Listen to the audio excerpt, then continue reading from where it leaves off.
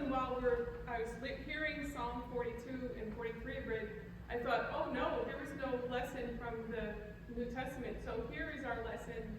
You're going to have to look it up for yourself. Jesus wept. That totally comes into today's topic. I don't think I've ever rewritten a sermon so many times in my life, because my original sermon was for last week, and we talked about that and decided to go ahead with this week, but then a lot of things happened in the last 2 weeks. And then Friday night, I decided to watch a Broadway musical on my Apple TV at the recommendation of my sister. She said, everybody's talking about this. It's called Come From Away. Everybody know what that is about? Okay, so it's about a true story based on September 11, 2001. Sorry. I started to watch it, right? My body started shaking. Now, I'm not a crier. I'm not very good at crying at all, especially only when it's very inconvenient, like right now. But the people in Gander, Newfoundland. Okay, so I started to shake because I was in New Jersey on September 11, and there were a lot of things that I was very aware of, and I was very, obviously, I realized I had not even processed this grief. And all of a sudden I realized that was a collective trauma for our entire nation, and even Canada, and even the world. And so here it is 27 years later, and I still have this unprocessed grief within me, and I thought, wow.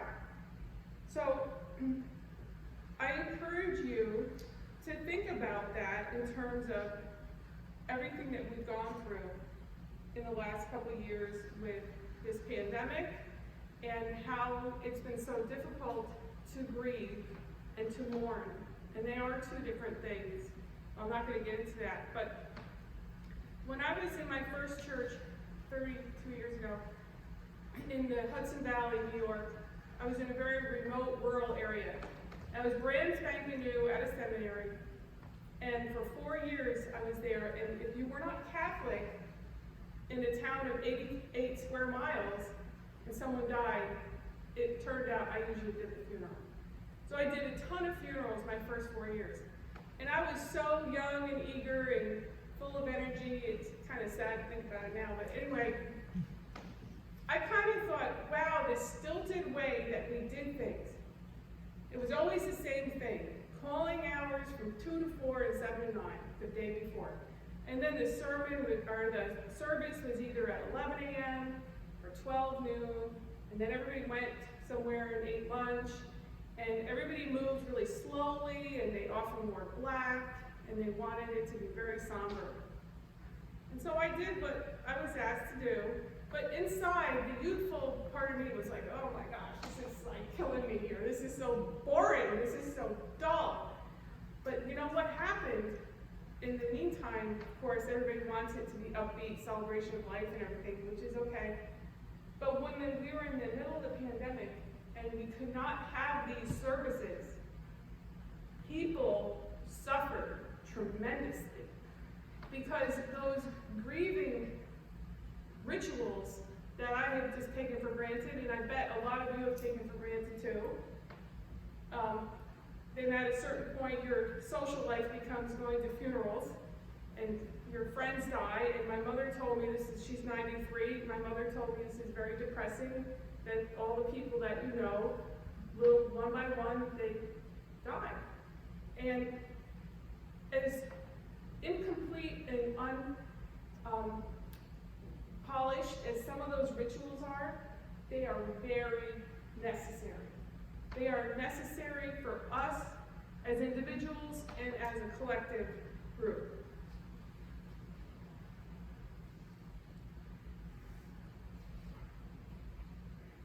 We have a lot of problems in our society today.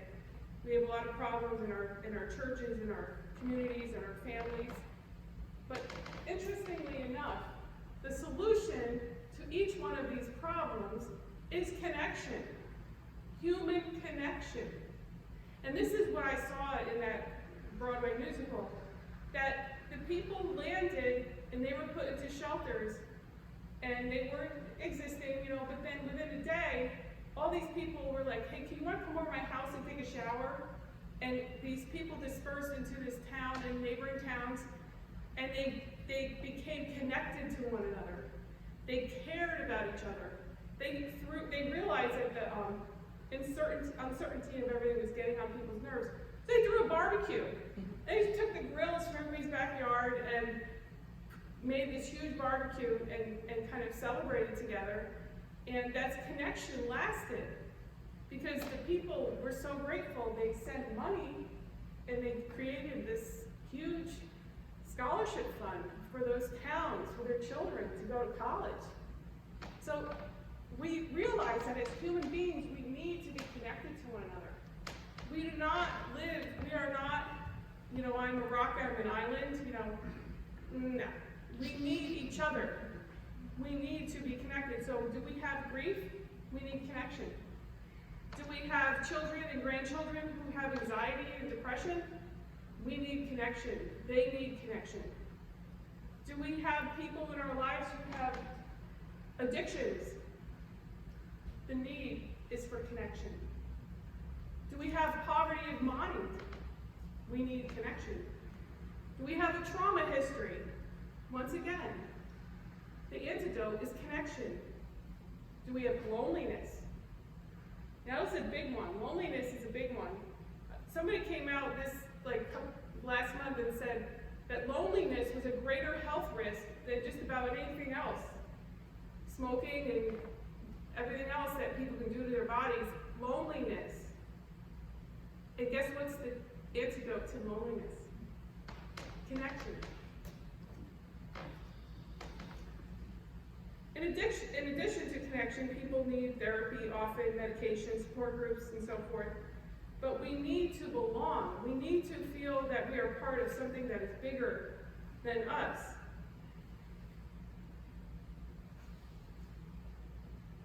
This is where the church comes into the picture. I was also providing some leadership at a church during the pandemic. And I was immediately thinking of how we could do some really creative things, but they just wanted to basically do the same things they'd always been doing as soon as possible. And I understand that, that's human nature. But I often reflected on what was demanded of us during the pandemic, and I realized that having some knowledge of the mission history of the church was kind of helpful, because missionaries often were in times of danger. They had to face all kinds of trials and challenges. Sometimes there was not enough food. Anybody who has a Baptist history remembers the story of Lottie Moon. You can look that up for yourself. And also, I was aware of a man named John Chamberlain who went to South India in 1859. He was there for several years. He was a preacher and a doctor, and he got malaria, and he struggled with that for the rest of his life. So when you are doing some really important work, there are risks.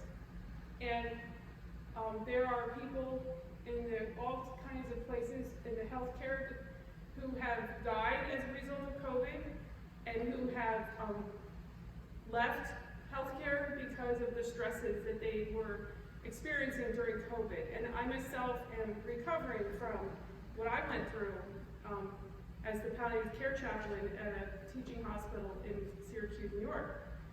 So we are still here. We are still gathering. And it is so important, wherever you are around the world, however big or small your group is, to keep on meeting. Because this is where you find your beloved community. And last week, we were going to commemorate Juneteenth. And when you think about the history, it wasn't just about the individuals, it was about the community.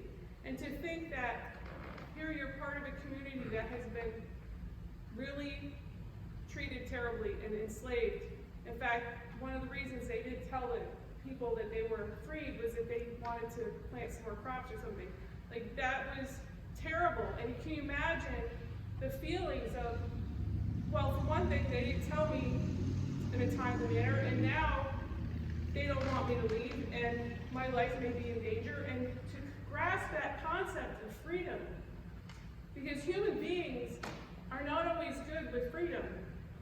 They sometimes would rather just crawl back into the cage and be safe.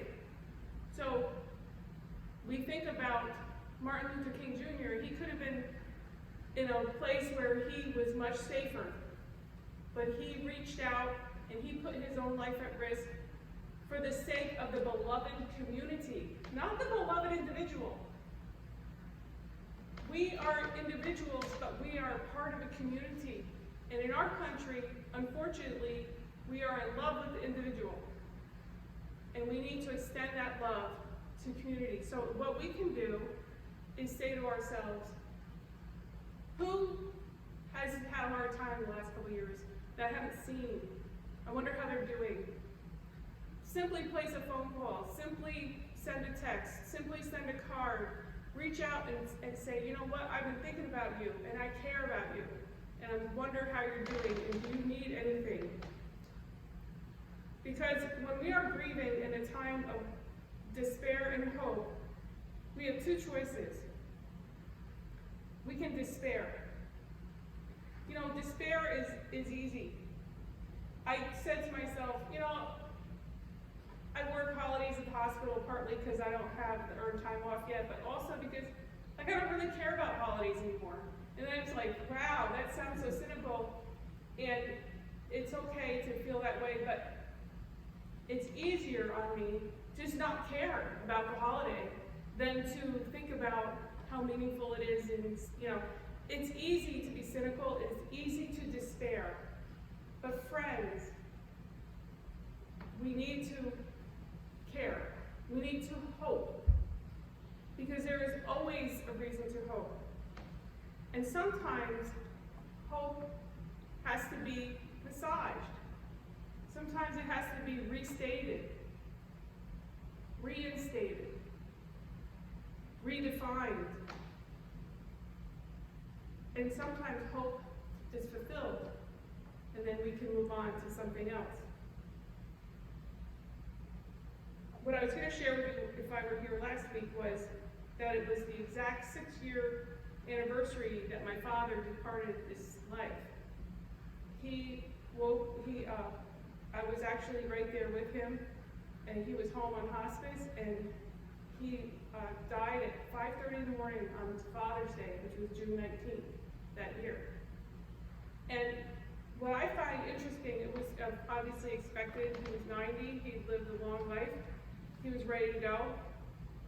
My reaction was to take a shower and go to church so I could hand deliver the news to the deacon so that it could be shared with the church, because that's all my father cared about was church. He was a very big church person.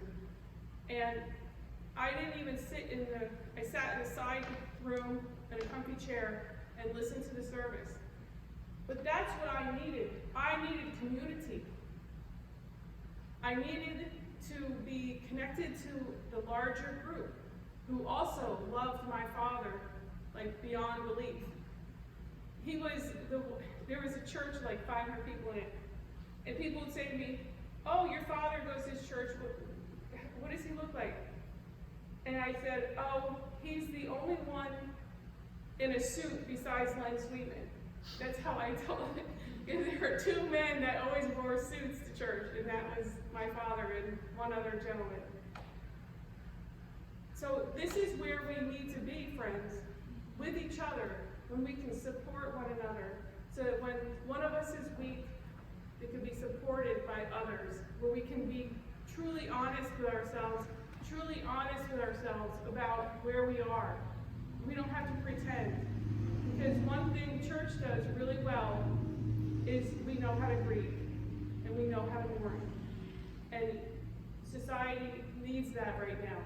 Our families, our communities, we need to be able to honestly grieve, and I've learned to be a much better crier. It's not something that you just turn on and off and over. We have too many papers up here. Here we go. At this time, we are going to